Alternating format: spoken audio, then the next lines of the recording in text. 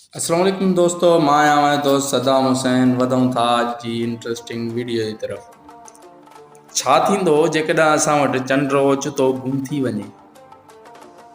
चंड हिकु वॾी छिप आहे जेका असांजी राति खे रोशनी में बदिलंदी आहे, रंग बि बदिलंदी आहे। त असां उन खां सवाइ छा कंदासीं? छा असां सभिनी खे राति में ॾिसण वारनि चश्मनि जो इस्तेमालु करणो पवंदो? हीउ सामूंडी छोलनि खे कीअं मुतासिर कंदो? असांजे मौसमनि खे, असांजे निंड करण वारे साइकिल खे, या उन जा नतीजा उन खां बि ख़तरनाक हूंदा। हिते असां ॾिसंदासीं छा थींदो जेकॾहिं असां वटि चंड ओचितो गुम थी वञे। असांजे ग्रह जे वेझो तरीन फल्कियाती मक़सदु हुअण जे नाते चंड हिकु कशिश शकल ताक़त जो इस्तेमालु कंदो आहे जेका धरती ते ज़ाहिर थियण वारनि केतिरनि शयुनि खे कंट्रोल कंदी आहे। मिसाल जे लाइ समुंडनि खे वठूं था। जेकॾहिं अव्हांखे सर्फिंग पसंदि आहे त पोइ चंड जो शुक्रियो अदा करियो।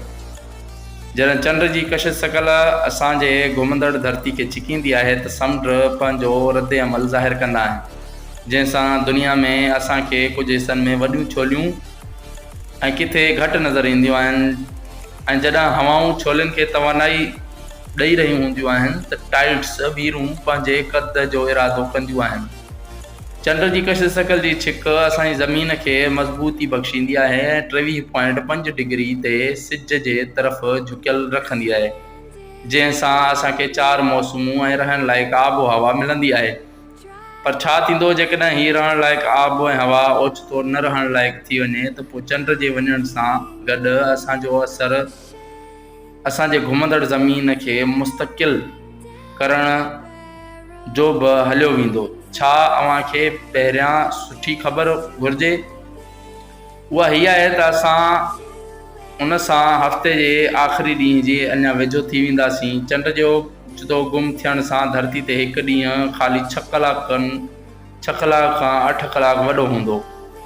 केतिरनि मिलियन सालनि खां तब्दील थींदड़ वीरूं ऐं धरती ते मौजूदु बर आज़मनि ते उन्हनि जे असरनि असांजे ग्रह जे मिदार खे सुस्त करे छॾींदो आहे, जंहिंसां असांखे ॾींहं में 24 कलाक मिलंदा आहिनि।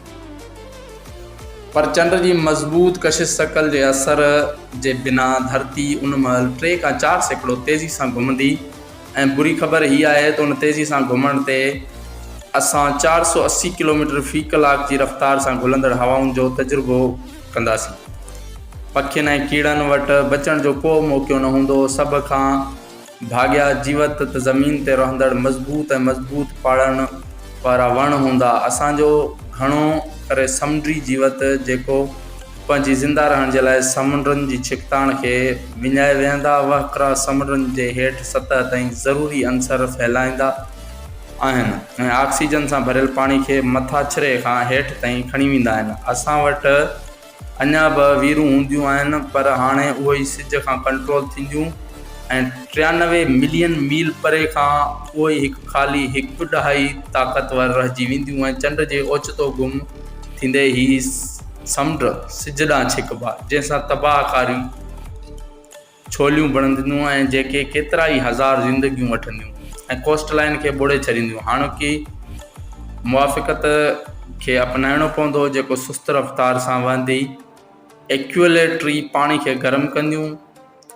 जॾहिं त पोलर पाणी खे घणो थधो, ही घणो फ़र्क़ु ज़मीन ते बि उहो ही असरु विझंदो, छो जो समुंडी वकिरा पंहिंजे इलाक़ाई आब ऐं हवा खे बि मुतासिर कंदा आहिनि। सिज सां गॾोगॾु मरीख़ ऐं वेझे जा ॿिया ग्रह असांजे ग्रह ते कशिश शकल जे असर जे हिकु हिसे जे असर खे महसूसु करे सघनि था, जंहिंसां धरती अलॻि अलॻि हिसनि में छिकबी ऐं वधंदड़ हेठाहीं मथाहीं सां झुकी वेंदी।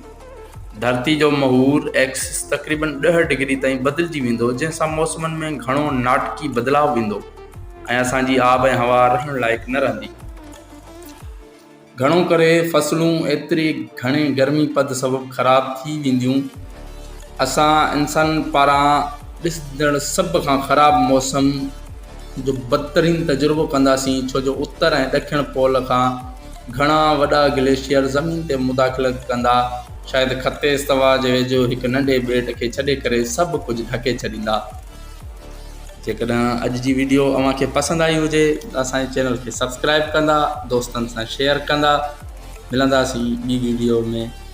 अल्लाह हाफ़िज़।